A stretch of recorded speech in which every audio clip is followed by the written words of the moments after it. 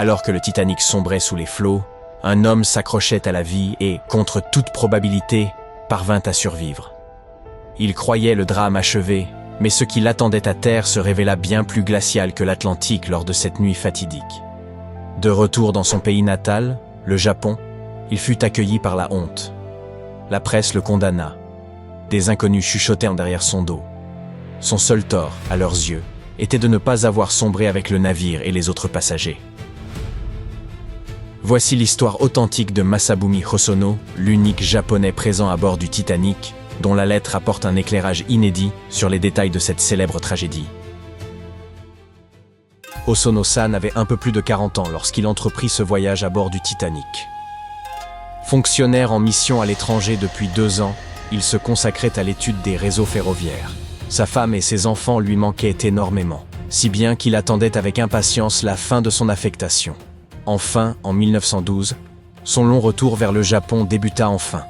Il eut l'opportunité de voyager avec élégance à bord du prestigieux RMS Titanic pour son voyage inaugural. Après un court séjour à Londres où il s'acheta un nouveau costume, il rejoignit Southampton et embarqua en seconde classe. Dans ses écrits, il évoque les vues grandioses du navire, ses parfums envoûtants ainsi que sa musique entraînante. À ce stade, chaque lever du soleil le rapprochait davantage de son foyer. Le 14 avril, la journée s'annonçait belle et ensoleillée. Hosono se leva à 7 heures et mena une journée des plus ordinaires à bord du navire. Vers 22 heures, alors qu'il lisait et se laissait assoupir, il ressentit tout à coup un choc violent. Le navire s'arrêta complètement. Ne se doutant de rien de grave, il alla simplement se coucher. Peu après minuit, un steward frappa à sa porte, lui remit une bouée de sauvetage et lui ordonna de se rendre au poste de secours. Il s'habilla précipitamment et monta sur le pont où il aperçut des passagers courant dans toutes les directions, confus et inquiets. Personne ne put lui expliquer ce qui venait de se produire. Les canaux avaient déjà commencé à être mis à l'eau, mais il ne put y accéder. Un membre de l'équipage le prit pour un passager de 3e classe et le renvoya vers les ponts inférieurs. Lorsqu'il parvint enfin sur le pont supérieur, il vit femmes et enfants embarqués calmement dans les canaux. Contrairement à ce que montrent certaines représentations cinématographiques, l'atmosphère n'était pas si dramatique. Les passagers étaient remarquablement sereins. Les hommes tentaient de monter, mais les marins les en empêchaient. Des fusées de détresse illuminaient le ciel d'un bleu éclatant. Hosono, lui, prit pleinement conscience de la gravité de la situation et se résigna à mourir ce soir-là, sans panique, afin de ne pas déshonorer son peuple. Le Titanic s'inclinait déjà à 45 degrés lorsque l'un des officiers annonça qu'il restait de la place pour 2 personnes supplémentaires. Un homme bondit immédiatement dans le canot. Hosono comprit que s'il ne faisait pas de même, il ne reverrait jamais sa famille qu'adorée. Sans hésitation, il sauta dans l'embarcation, et dans la pénombre et la confusion, personne ne remarqua la présence de ces 2 hommes supplémentaires.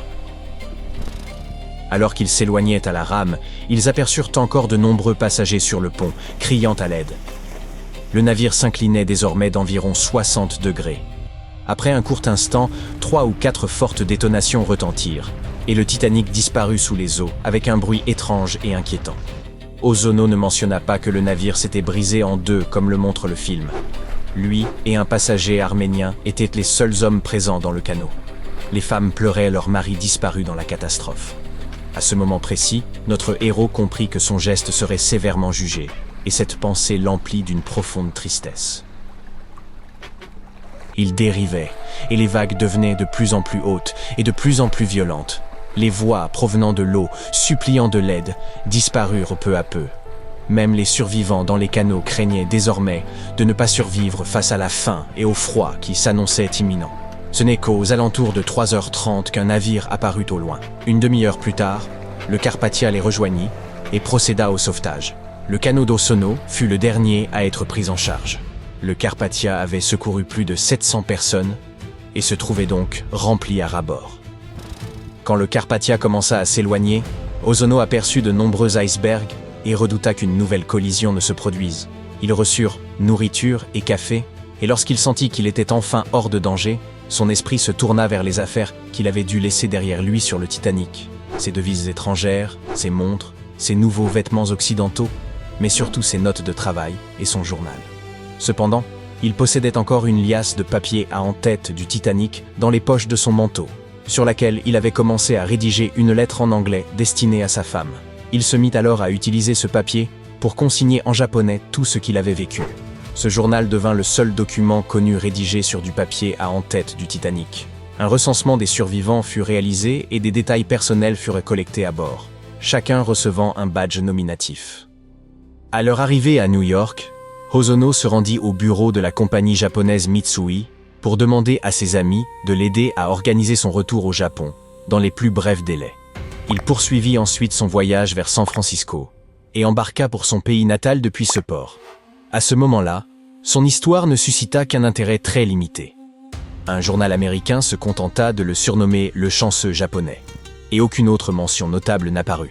Cependant, dès son retour à Tokyo, tout changea. Plusieurs magazines et journaux l'interviewèrent, et l'un d'eux publia une photographie de lui avec sa famille. C'est à ce moment précis que le véritable drame commença. La presse nippone le qualifia de lâche. Des inconnus lui envoyèrent des lettres hostiles, et il perdit son emploi, bien qu'il le récupérât plus tard grâce à ses précieuses qualifications. Les médias le pressèrent de mettre fin à ses jours selon l'esprit des samouraïs, et certains manuels scolaires le citèrent comme un exemple de déshonneur.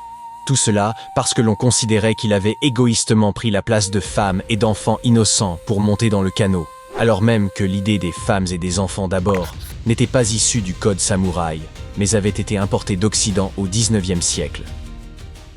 De retour aux États-Unis, un écrivain relatant la catastrophe en détail qualifia Hosono d'intrus à bord du canot de sauvetage numéro 10. Un membre de l'équipage chargé de ce canot prétendit même qu'Hosono et un autre passager s'étaient déguisés en femmes afin de s'y faufiler. Heureusement, cette accusation infondée ne parvint jamais au Japon. Hosono dut porter toute sa vie le poids de la stigmatisation liée à sa survie. Il évita le public et interdit à sa famille d'évoquer le Titanic dans sa maison. Il mourut en 1939, à l'âge de 68 ans, persuadé d'avoir déshonoré sa famille et son pays. Même après sa disparition, ses proches continuèrent à subir les regards critiques et les reproches de la société pendant des décennies, car la honte liée à sa survie persistait. Son journal manuscrit, relatant en détail ce qui lui était arrivé cette horrible nuit d'avril, resta soigneusement caché dans un tiroir jusqu'en 1997, année où sa famille décida enfin de le publier. Un chercheur américain, spécialiste du Titanic, constata que ce témoignage contredisait certains récits de la même nuit. Selon toute vraisemblance, Hosono avait été confondu avec un autre passager sur un autre canot et avait été accusé à tort de se couvrir de déshonneur. En réalité, il avait ramé avec acharnement pour sauver d'autres passagers et n'était pas resté passif ni déguisé en femme. Cette découverte rétablit enfin son honneur. Le journal d'Hosono, rédigé sur du papier à en-tête du Titanic, demeure encore aujourd'hui l'un des récits les plus détaillés concernant les passagers qui, contre toute attente, échappèrent au naufrage.